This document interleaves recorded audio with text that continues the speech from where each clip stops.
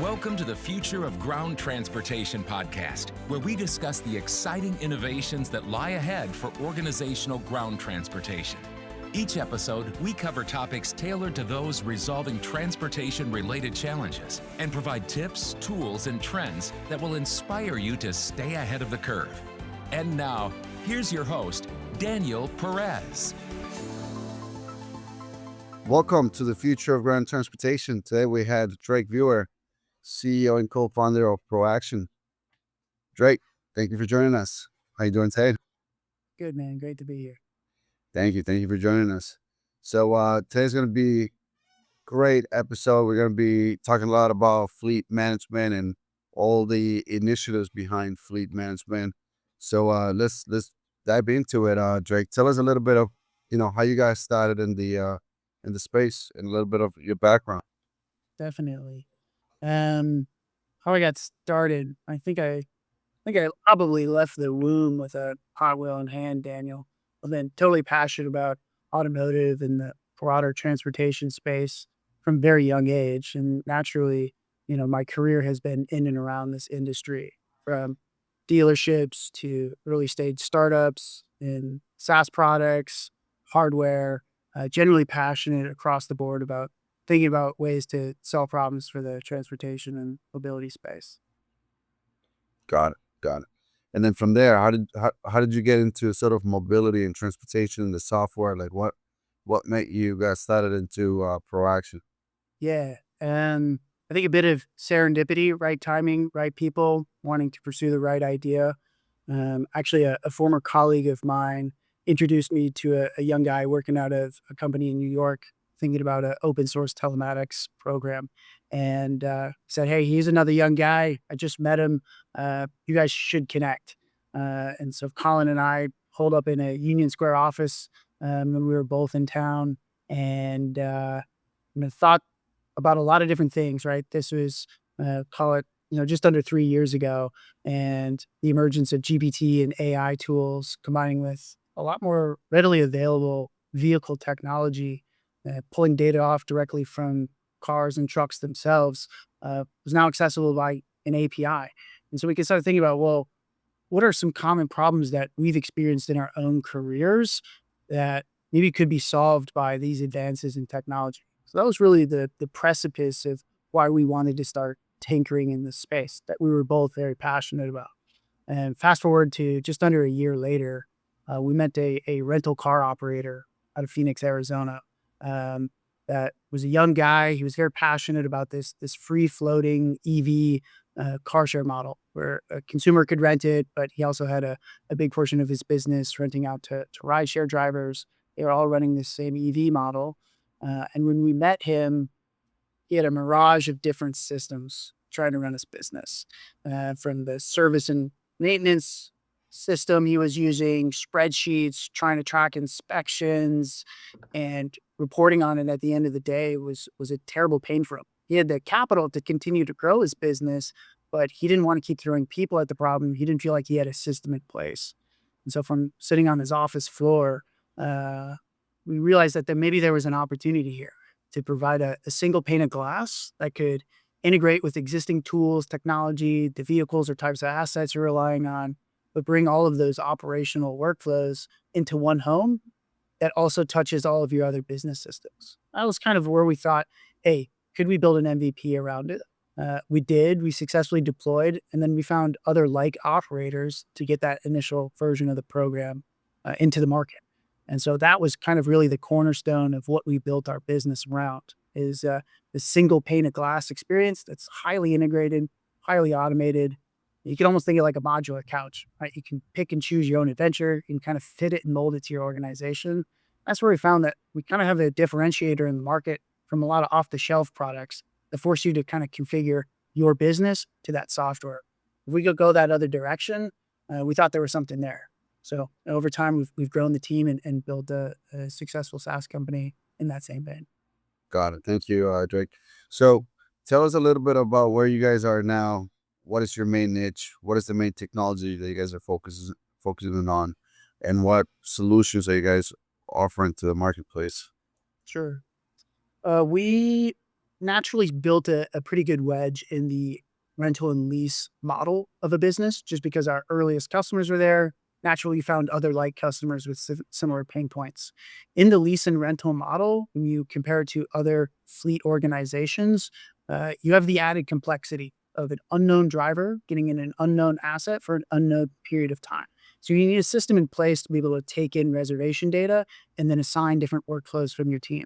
Hey, this person or business is dropping off this asset 2 days later, change the inspection, move responsibilities around.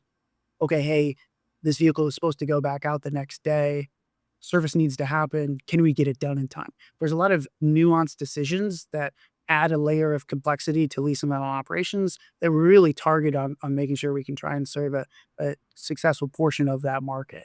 So from passenger car rental, van rental, construction equipment rental and lease, heavy duty truck rental and lease, it's where we spent a lot of time over the past 2 years. That's not to say that our program hasn't found other use cases in different parts of the market. We serve traditional construction and home building today. Think about motor pool operations in public good entities like universities or municipalities. So we do feel confident that the product can continue to grow, but where we've started is just naturally in lease and rental. Lease and rental, got it. And then for the lease and rental and for other industries, are you guys offering a booking widget too, or is it mainly fleet management? Mainly fleet management, as a lot of our clients have varying reservation sources. We come in when a business is already fairly well established. There's definitely a point where you have a certain number of assets, a certain number of locations, a certain just size of operation where a tool like ours makes sense, right? As a small enough fleet, we could come across like a vitamin, a nice to have. But when you get to a certain size or level of complexity, you need a system in place. We can come across as a painkiller, and that's definitely where we want to play. So that's generally our thoughts there. Got it. So when we talk about fleet management, what sort of technology, whether it's AI and automation, do you guys provide to facilitate that management for companies that are using your software? Yeah. And so whether it's reservations or drivers assignments or however you allocate what your asset's going to do on a regular basis, whether you're in logistics, whether you're in last mile, whether you're in traditional transit, assets still need maintenance. You or I, Daniel, might be a fleet manager or one or two, but you well know that while running a fleet, you just multiply those same pain points. Vehicles break down unexpectedly. You have proactive maintenance intervals you want to stay on top of. Our tool really thinks about how can we consolidate those workflows into a system that touches from one department to another to another. We build a full circle experience end to end. And how can we inject AI in the meantime to kind of supplement those workflows? Are there efficiency gains or automation gains along the way that we can really be thoughtful for that deployment? Like case in point would be many service and maintenance managers that use our platform today used to be comfortable with the life of just managing stacks of paper, right? Whether that invoice comes in via mail, a driver drops off a receipt on their desk, or they're managing printing off PDFs from emails to go through and enter in their system. We've eliminated that for our clients. Instead, you can drag and drop a PDF, you can snap a picture of a receipt, any type of receipt with your phone or with, say a shop tablet, and AI will automatically scan all of that information, understand if there is a VIN or location associated with that invoice, find the matching object in our database, and enter in the line items. So in case it's a really huge bill for service and maintenance, now you remove the minutes to potentially hours required at the end of a shift, entering line items for vehicles. We can do it automatically. You can have the human in the loop confirming it looks good, and then you're off to the races. So I think that's definitely one of our most popular use cases of AI today. I think followed by inspections, right? A lot of times, if you're out in the shop, if you're out in the elements, it's difficult with gloves on to go through a mobile inspection process. It's better than paper for a variety of reasons, but there's use cases where it's not easy to use a phone or tablet while trying to do an inspection of a vehicle. So can we make it easy to just kick off a video inspection by scanning a QR code on the vehicle or a barcode or a unique identifier, and then having audio talk through what you're seeing on an inspection? If it's for a service or preventative maintenance inspection, you can walk through and a tech or someone on your team can describe the issues they're seeing. Or if it's for a vehicle and it comes back damaged, you can say, hey, even though the light might be kind of weird and it's hard to notice a dent on a white car, the technician or inspector can detail, hey, there's a couple small scratches on the driver door, there's a dent on the rear quarter panel, it's about the size of a quarter.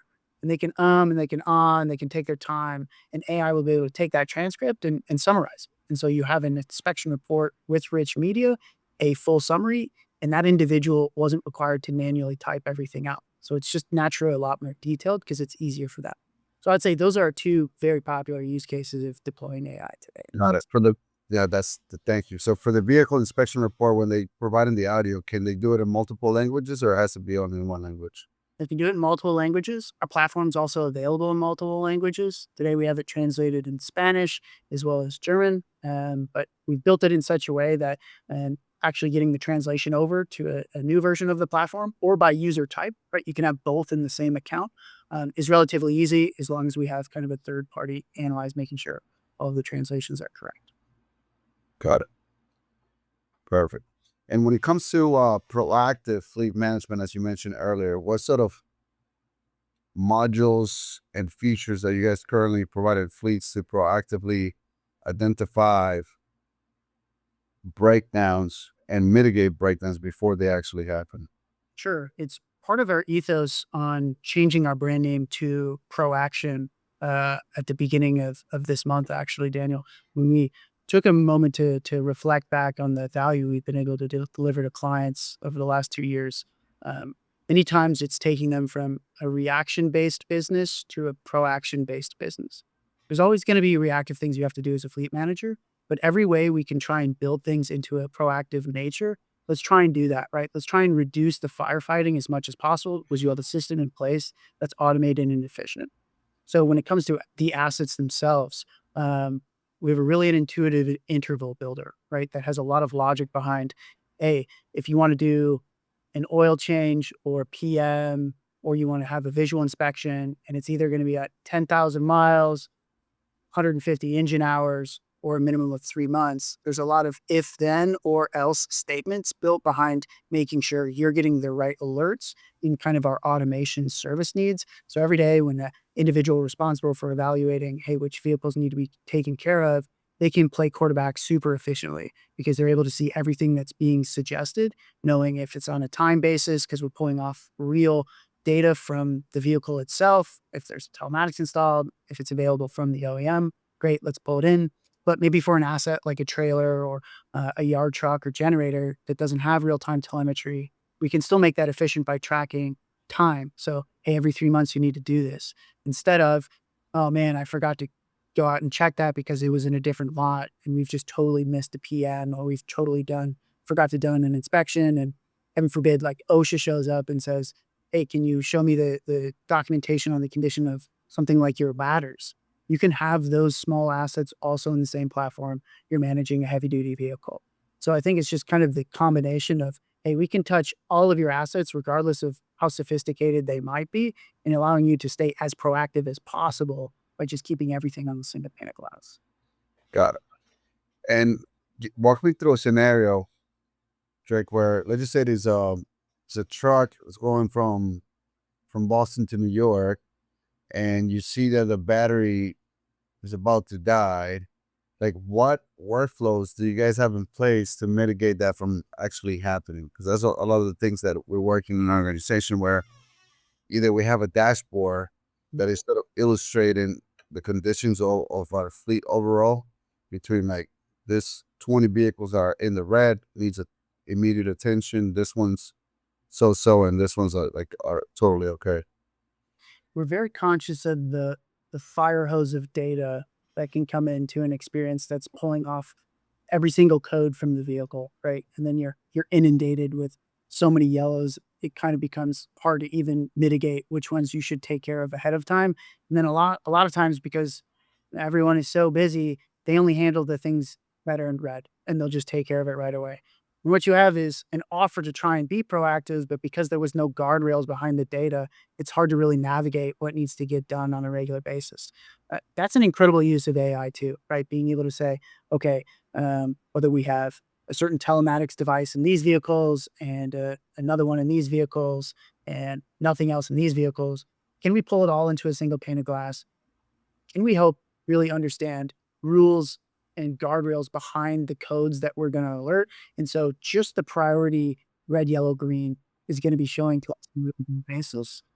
Or can we even just segment it by location, region, user type? But in case of the voltage alert coming on when a truck is midway from Boston to New York, how do you want to receive that alert? Sometimes people say, hey, for real-time alerts like that, I don't have time to log into another system. I might be out in the lot. I just want a notification on Teams where the Microsoft Teams or the rest of my team can also see this and help reach out to the driver and let them know. So ways that not only we can help clean up the data and put guardrails around things that might be pressing alerts you want to see on a regular basis, but can we also make that something that lives inside of your other existing business systems? Do you want an automated SMS sent out to the driver? Do you want an email report to your roadside assistance vendor because, hey, for these particular alerts, we know we're going to need them. So go ahead and just package up that alert, information about the truck, potentially what route they're on or where they're at based on the location of their telematics, and send it in an email. So it's not on you, the fleet manager, to go into your dashboard, look at the data, realize there's a problem, and then have to act. Can we step in between and just shorten that feedback loop to get the final action executed? Got it. Would it also create like a working order saying, well, this actual truck is going to be breaking down, and let's just say that whether it's low voltage or any other particular order, would it give you an indication that, hey, this truck is about to break down because of the low voltage in 20 miles? Or like, is there patterns with data that supports that that vehicle is going to be breaking down, therefore the fleet manager will remove it? Or Yeah. how sure? So um, what I think is incredibly impactful, what we are able to deliver to clients is you don't show up Monday morning with a blank system.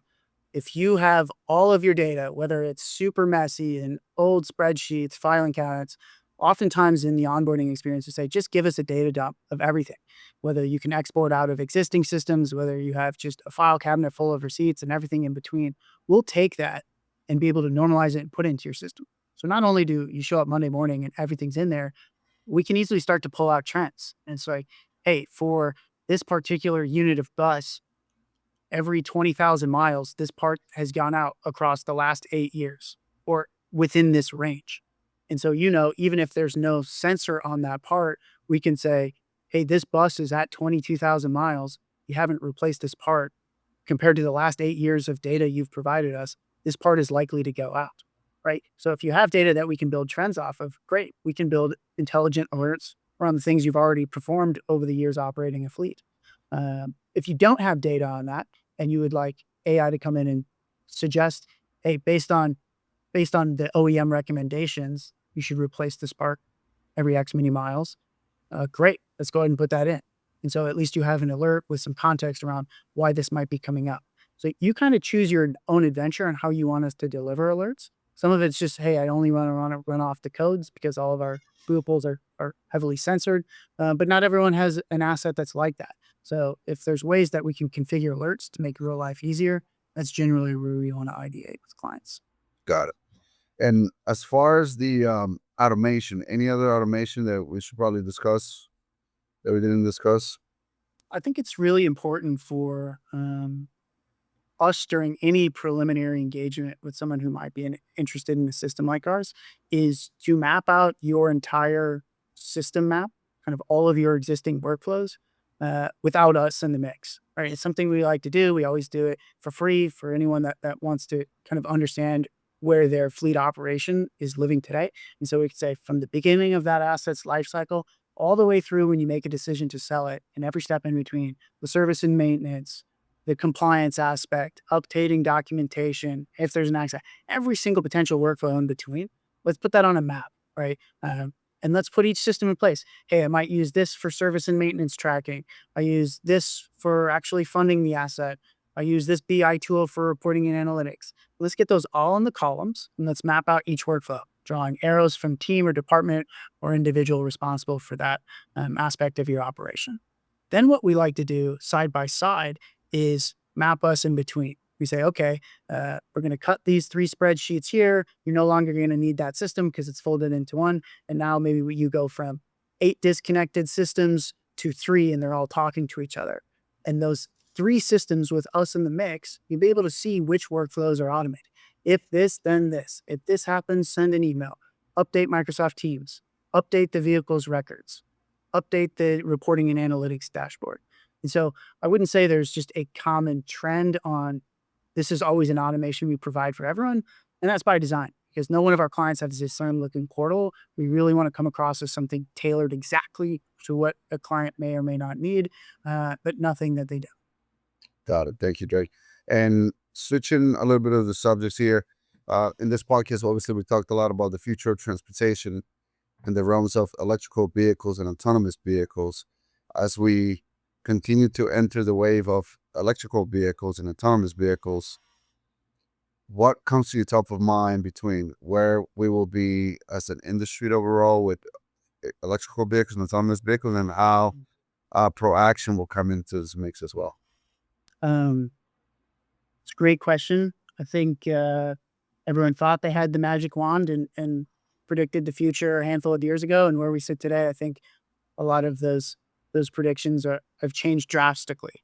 And so for us, we really want to take the position of making anyone who's considering a transition or an experience easy. I think prior to us coming into the space, if you had EVs and you had traditional ICE vehicles, you needed 2 systems to manage that, right? Your traditional asset management, fleet management software wasn't pulling in charge data efficiently, wasn't giving you an understanding of battery condition. And so it's just an ineffective system to manage EVs. You have since seen a lot of EV fleet management software products that are really great, built around operations that rely heavily on electric vehicles. But what happens if you're a mixed fleet? We think there's a great opportunity for folding everything into that ethos of single pane of glass, regardless if half your fleet's EV, 10%, or you're looking to transition entirely over the next, call it 3 years. We want to be there and be able to support regardless where you're at in that journey by being able to pull in relevant data points, regardless of the asset type. That's what we do today. We have a lot of our clients with mixed asset fleets, including mixed combustion type, whether that be traditional, hybrid, or EV entirely. And that's how we think about autonomous as well. If you want a system to manage your autonomous vehicles because maybe you're in a trucking and logistics operation that has autonomous yard vehicles and you want to be able to track the maintenance on those in the same place that you can also track vehicles on the traditional diesel trucks, great, let's do that. But our goal is really just be the easy button. And part of that is pulling in, regardless of what asset type you have, into that single system. Got it. Thanks, Drake. And moving on to our next question is what is the best business advice you ever gotten? Great. So much great advice, so many great mentors throughout the years, including folks that are still with us on the team today. One that's been really mine lately, Daniel, is garbage out, garbage in, right? You can't manage what you can't track. And I think from even your personal life and little projects all the way into building a company and delivering a product to the market, it's important for us to articulate the power of a really great system in place. Because so many times you run into folks that have so many competing priorities that a new system is not something they want to pitch as an element of change management. If you don't have a system in place, it's hard to understand how you can improve, how you can grow, and how you can really make fleet a department that shines in an organization. And so really being able to emphasize the power of a system, power of good data and good data-driven decisions are all things relevant to great advice I've heard and are actively trying to implement for ourselves as well as our clients. That's well said. That's well said. And as far as the what is the best 2 business books that you that has the biggest impact in your life? just like song titles, book titles, I'm terrible at remembering names. So I'm sure I'm missing some books that had a profound impact on me, business or not. I think relevant in the terms of, or the categorization of a business book, How to Win Friends and Influence People. I mean, everything's a relationship business, but specifically in the fleet space, that is no different here. And people like to buy with people that they might want to take home and have a dinner with their family, right? And so making sure you understand how to be socially proficient and build relationships is so key in this industry. And I think that book definitely has some golden nuggets, even though it was written so long ago. Second would be just Simple Path to Wealth. I think as a young entrepreneur, there's you know, so many competing priorities in your own life of, hey, if you have a family at home, if you have wife, if you have kids, if you're trying to grow a household at the same time as run a business, you can kind of get conflicting advice in a lot of different directions. And oftentimes, like, the simplest decision may be the best for you.